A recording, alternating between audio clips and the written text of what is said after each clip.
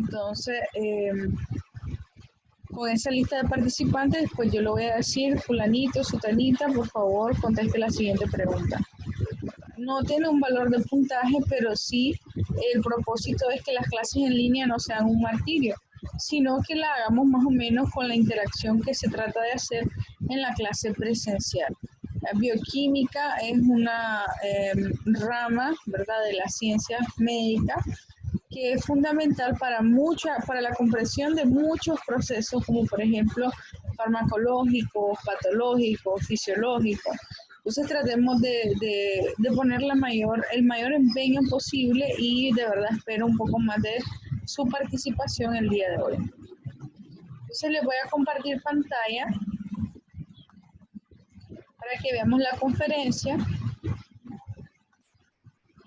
Hoy vamos a ver algo que se llama el ciclo de Krebs y la fosforilación oxidativa. Pero antes de entrar al ciclo de Krebs, o también conocido como el ciclo de ácido cítrico, vamos a plantear algunas preguntas que las deberían de contestar o deberían al final de esta conferencia contestarlas sin ninguna dificultad. Vamos a estudiar en qué consiste el ciclo de Krebs, dónde ocurre, cómo se regula y qué interacción tiene con otras vías metabólicas. Vamos a ver, quiero ver los participantes. La primera que me sale es Andrea López. Andrea, cuando yo le hablo del ciclo de Krebs, ¿usted qué se imagina? ¿Qué piensa?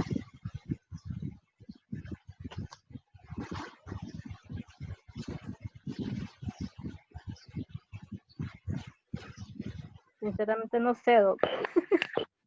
Estoy en blanco ahorita. No lo había oído. Ok. Ania.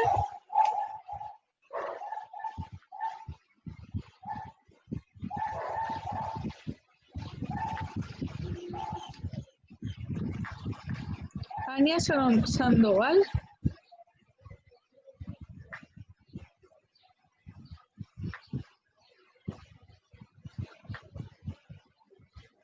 Si no sabe, pues como dice Andrea, me dice no sé, doctora. No sé para qué sirve el ciclo de Krebs. ¿Con qué se come? No sé, la verdad, doctora. Ok. Bueno, esperemos que al final del día se den una idea y en la próxima clase, cuando se los pregunten, me den, ¿verdad?, lo que ustedes comprendieron. Si alguien quiere dar algún aporte.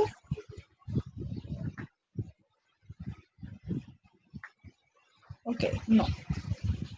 Aquí tenemos en el chat. Dice Eduardo que es una ruta metabólica. ¿Mm? Exacto, es un proceso de pasos bioquímicos que llevan a la transformación de sustancias, que tiene un propósito, ¿verdad? Reina dice que es la vía de la respiración celular. Ese concepto es bastante bonito, ¿verdad? Porque en la respiración normalmente a nosotros nos entra oxígeno y sale dióxido de carbono. Entonces, este proceso va más o menos así en la respiración celular, pero pues tiene como principal propósito la producción de ATP. Es como lo que nosotros hacemos macroscópicamente de introducir oxígeno, exhalar dióxido de carbono en la célula. Ellos usan el oxígeno en la mitocondria y la usan para la producción masiva de ATP. Y uno de los productos finales de esto es el dióxido de carbono, ¿verdad?, que se va a eliminar como producto de desecho.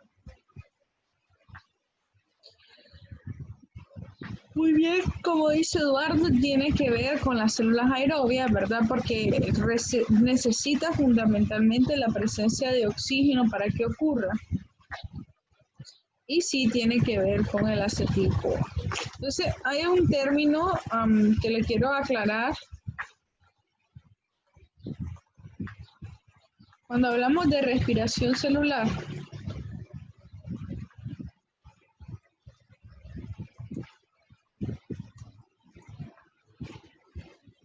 ocurre igual que en nuestro cuerpo, en nuestros pulmones, entra algo y sale algo.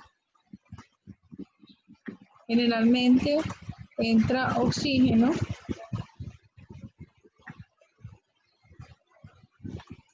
y por el otro lado sale dióxido de carbono. Entonces, la respiración celular es la degradación máxima de los combustibles biológicos. Yo no sé, Jason, yo no sé por qué lo puede expulsar si apenas hay 12 participantes.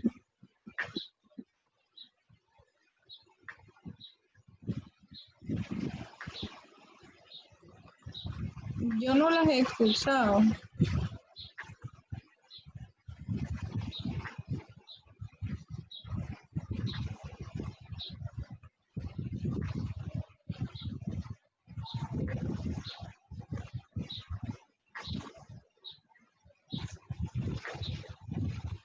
Sí, bueno, yo no, si ustedes ven, yo estoy ahorita dando la conferencia y no me estoy fijando de quién entra y quién no.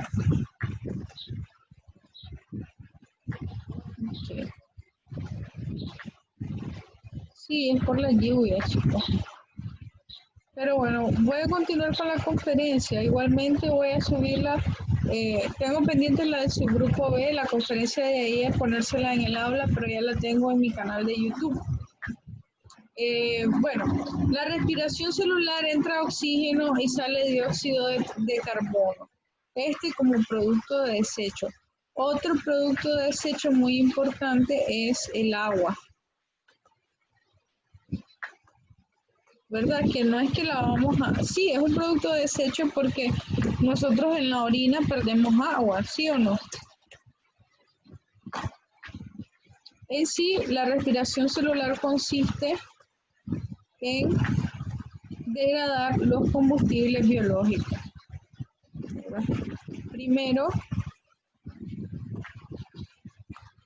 los combustibles los degradamos hacia acetil-CoA, que es el que va a entrar en la siguiente fase de la respiración celular, que es el ciclo de Krebs. En el ciclo de Krebs, este acetil-CoA va a sufrir una serie de transformaciones cíclicas en las cuales se van a producir varios, ¿cómo les digo? Además de que se produce ATP, vamos a tener varios transportadores de electrones que nos van a servir para la siguiente fase de la respiración celular, que se denomina fosforilación oxidativa.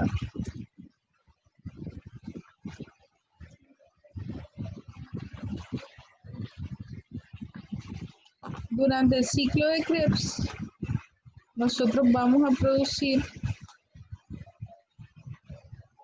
el CO2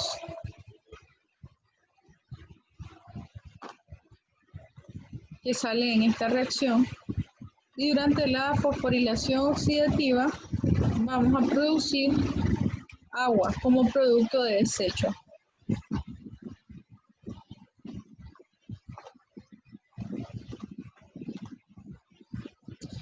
Chicos, les voy a agradecer que las justificaciones me las den al final para no estar interrumpiendo la clase porque después pierdo el hilo de lo que estoy diciendo. Traten de mejor estar poniendo atención, que es lo que más les va a servir. Si van a chatear, chateen preguntas de la clase y al final me dan las justificaciones, pues porque no veo sentido de estarme diciendo estas cosas ahorita que yo no puedo resolver. Digo yo, pues no sé ustedes. Entonces, volviendo a la respiración celular, tenemos que está compuesta por la degradación de los combustibles biológicos, el ciclo de Krebs y la fosforilación oxidativa. En la fosforilación oxidativa producimos, además de H2O, grandes cantidades de ATP.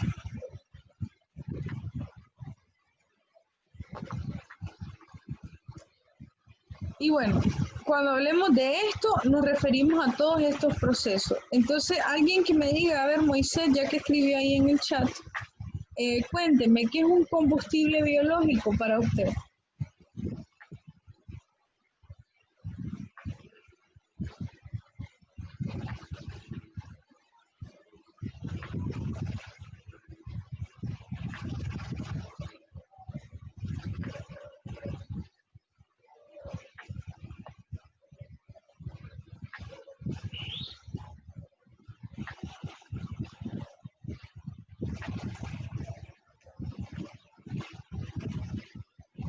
Muy bien, Moisés, es una forma de energía natural.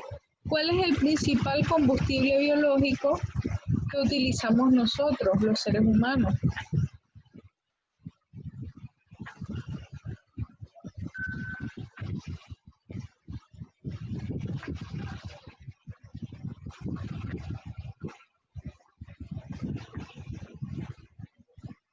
La glucosa, muy bien, Eduardo. Entonces, nosotros normalmente, cuando hablamos de esta parte de aquí, vamos a ver que hay una interacción con varios procesos antes de entrar al ciclo de Krebs.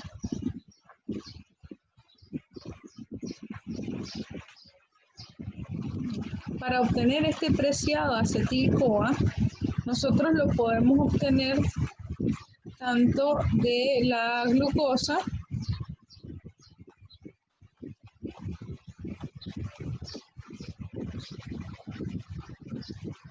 como de ¿qué otro combustible?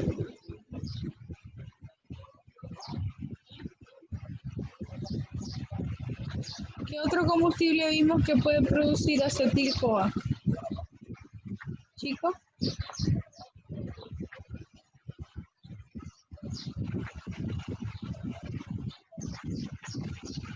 A ver, quiero ver esos participantes.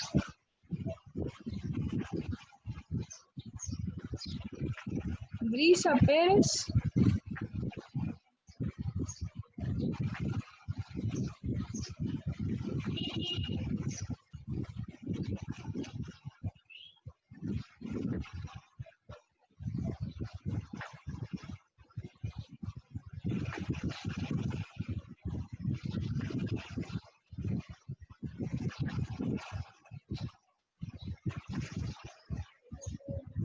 Bueno, dentro de lo correcto, Connie, los ácidos grasos. Cuando degradamos las grasas y los ácidos grasos, específicamente la beta oxidación del ácido graso, también tuvimos como producto el acetil-CoA.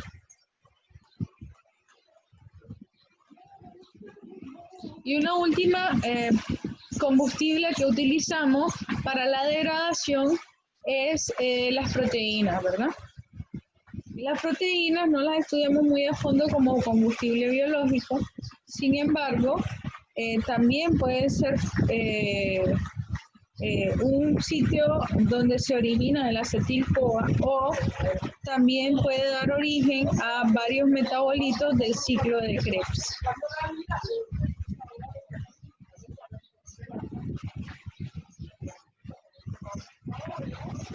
Entonces, esto lo vamos a profundizar un poco más en la próxima clase. Hoy nos vamos a centrar en las dos partes o ejes fundamentales de lo que es la respiración celular. el ciclo de Krebs y la fosforilación oxidativa. Vamos a ver en qué consiste, cuáles son los reactivos o metabolitos. Y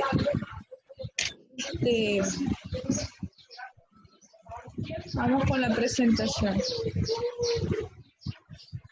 Entonces les decía que nuestro combustible biológico principal es la glucosa, que esta se degrada inicialmente a través de la glucólisis, a través de 10 pasos en los cuales obtenemos piruvato. El piruvato en microorganismos aerobios o en microorganismos anaerobios puede hacer vía fermentativa. La vía fermentativa se refiere a la producción de ácido láctico. Ay, disculpen que si hay alguien aquí afuera haciendo bulla, ¿les molesta el ruido? Chicos, que me desconcentra un poco, pero no sé si a ustedes les molesta.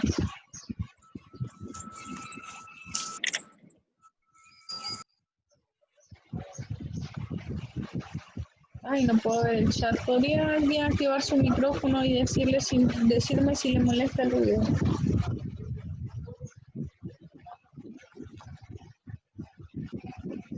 Doctora, se escucha algo molesto, pero no podemos hacerle nada, creo yo.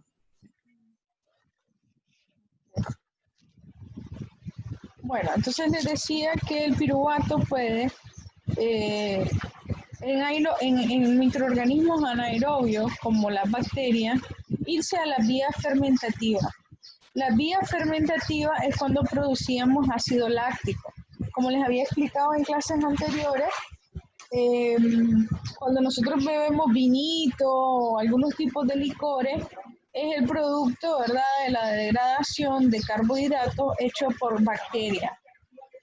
En cambio, nosotros que producimos o utilizamos oxígeno en nuestro metabolismo, llevamos el piruvato más allá.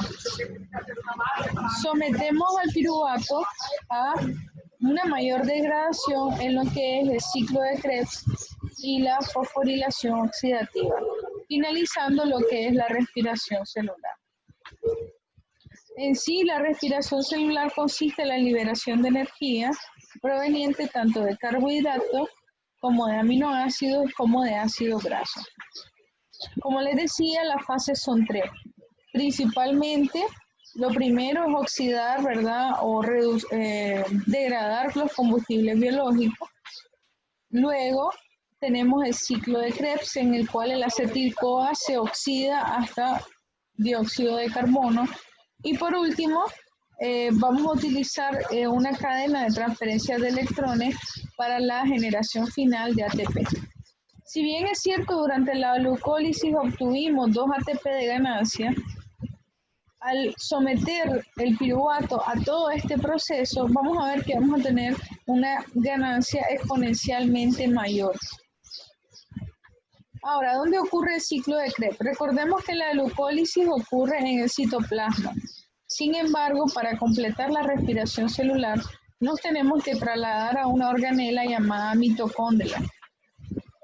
Las mitocondrias se caracterizan por ser bastante pequeñas y que están formadas por diversas partes que les voy a explicar ahorita en la pizarra. Una mitocondria normalmente está hecha por una membrana mitocondrial externa.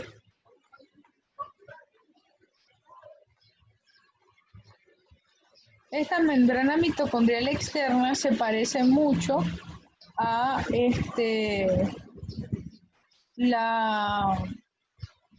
la membrana citoplasmática, ¿verdad? Tiene una capa lipídica y es relativamente impermeable, ¿verdad? Deja pasar una sustancia, otras no. También las mitocondrias tienen una membrana mitocondrial interna que no va a ser homogénea como esta. Bueno, esta me quedó fea, ¿verdad?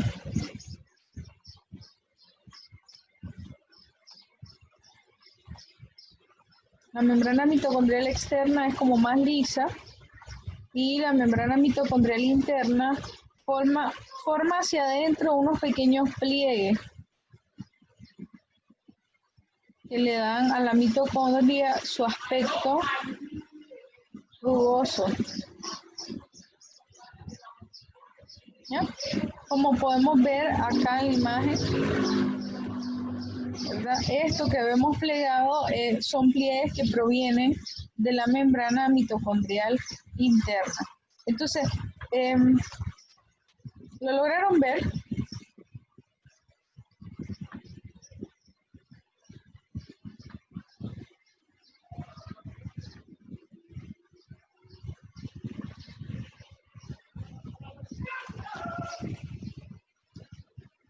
Entonces, tenemos membrana mitocondrial externa, membrana mitocondrial interna y vamos a generar dos espacios. El espacio que está ubicado entre las dos membranas se va a denominar espacio intermembranoso. Es todo esto que está aquí. Todo lo que está entre las líneas rosada y roja. Y luego el otro espacio es el que está solo por dentro de la membrana mitocondrial. Este que está aquí adentro se llama matriz.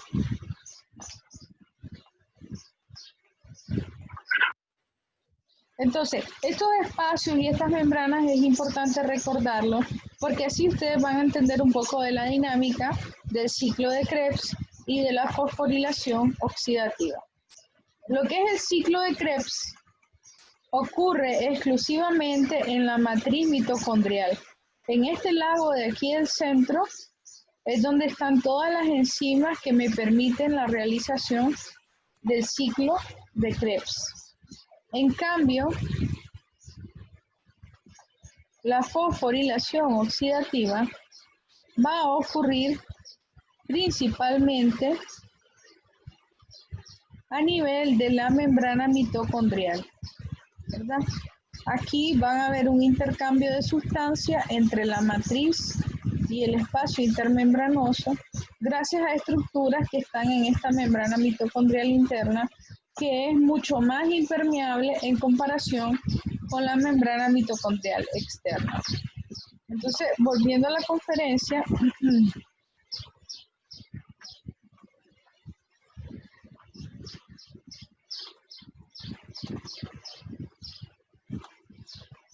tanto el ciclo de Krebs como en la fosforilación oxidativa ocurren en la mitocondria, pero el ciclo de Krebs ocurre en la matriz y la fosforilación oxidativa ocurre en la membrana mitocondrial interna.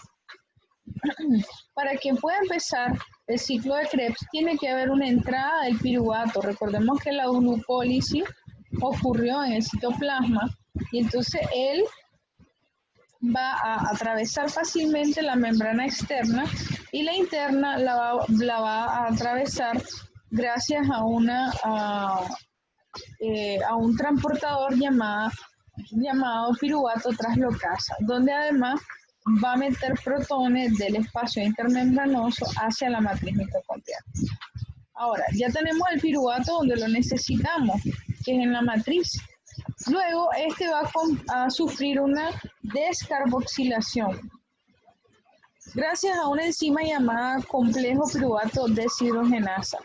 Este complejo, ¿verdad? Es bastante, como dice su nombre, complejo, pero en resumen lo que hace es eliminar un carbono del piruvato. Recordemos que mi glucosa entró con 6 carbonos y se degradó a 2 moléculas de piruvato con 3 carbonos cada uno. Entonces, en la matriz mitocondrial, el piruvato pierde inicialmente un carbono, el cual está unido a 2 oxígenos. Por lo tanto, forma la primera molécula de excreción de dióxido de carbono. Y a su paso deja una pequeña molécula que está hecha por 2 carbonos y se une a una coenzima para formar acetilcoenzima A, que es el reactivo que me sirve para iniciar el ciclo de Krebs. Entonces, el ciclo del ácido cítrico o el ciclo de Krebs no puede iniciar si nosotros no hacemos la descarboxilación del piruvato. Y esto ocurre en la matriz mitocondrial.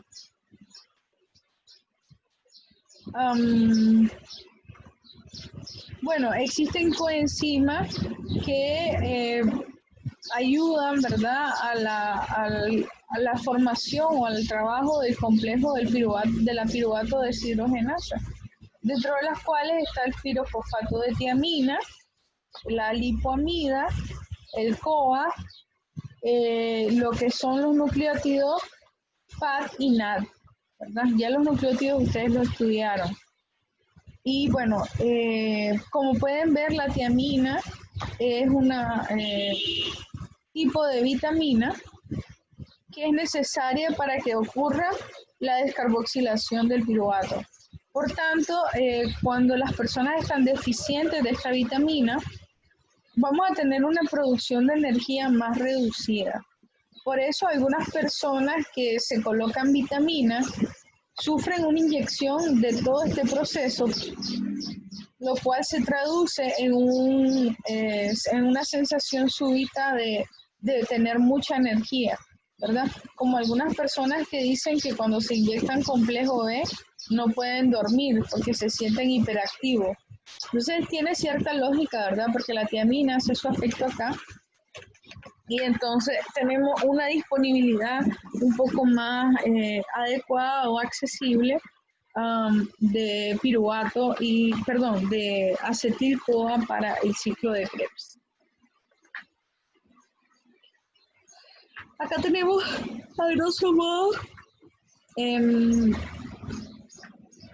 cómo ocurre esta transformación hacia acetilcoenzima A. Como pueden ver, es una interacción compleja de varias moléculas, por eso se llama complejo piruvato deshidrogenasa. Sin embargo, no lo vamos a ver a fondo. Ahora, una vez que tenemos nuestro acetilcoenzima A, que contiene estos dos carbonos que tanto nos interesan, vamos a ver el primer paso del ciclo de Krebs. En la matriz mitocondrial existe una sustancia, un aminoácido llamado oxalacetato, que este va a ser el primero y el último reactivo de mi ciclo de Krebs. Entonces, inicialmente, la enzima citrato sintasa produce una hidrólisis prácticamente de la coenzima A de mi acetil-CoA para añadirle sus dos carbonos al oxalacetato y formar así una molécula de citrato. Esta reacción química es la primera del ciclo Krebs y utiliza una molécula de agua. Luego el citrato se va a convertir en isocitrato, ¿verdad?, gracias a la vía cis-aconitato, en la cual la aconitasa produce primero deshidratación y luego una hidratación de la molécula para formar el isómero entre el citrato y el isocitrato. Como pueden ver acá, la reacción en resumen consiste en cambiar los grupos funcionales, ¿verdad? Antes el hidroxilo estaba acá arriba y el hidrógeno estaba acá abajo, y mediante esta reacción nosotros lo colocamos inversamente. Entonces esta molécula se llama citrato y esta se llama isocitrato, gracias a la aconitasa. Esta enzima tiene un centro de hierro que actúa para la fijación de sustratos en el centro catalítico, de manera que podemos hacer, como por así decirlo, la reacomodación, ¿verdad? Aquí perdimos el H2O y luego lo reintrodujimos en una nueva posición. Bueno, luego el isocitrato se va a convertir en alfa-cetoglutarato, gracias a la oxidación de la molécula. Aquí podemos ver el isocitrato y gracias a la isocitrato deshidrogenasa, esta molécula va a perder protones de hidrógeno y estos van a ser transferidos a mi molécula de NAD. ¿Ya? La NAD se va a convertir en NADH y va a haber hidrógeno libre también.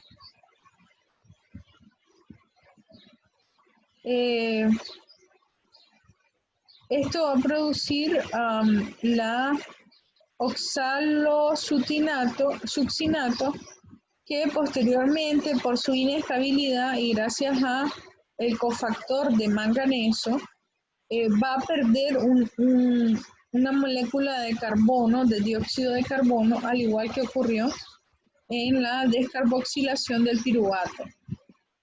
Entonces, en la tercera reacción vamos a tener la pérdida del dióxido de carbono y esta reacomodación de moléculas va a hacer de que el oxalosuccinato se convierta en alfa-cetoglutarato y vamos a tener la pérdida, ¿verdad? Vamos a perder o a producir un dióxido de carbono y una molécula de NADPH o NADH. Y estos son importantes transportadores de electrones. La reacción número 4 consiste en continuar oxidando la molécula. En esta ecuación, el alfa-cetoglutarato se va a convertir en succinil-CoA. Este alfa-cetoglutarato se va a someter al complejo de deshidrogenasa, en donde vamos a obtener más transportadores de electrones y vamos a perder nuestro segundo carbono o a través del dióxido de carbono. Vamos por la mitad apenas. La reacción 5 es succinil-CoA, que ya tiene el número de carbonos que teníamos inicialmente, que son 4. Ya perdimos 2 dióxidos de carbono.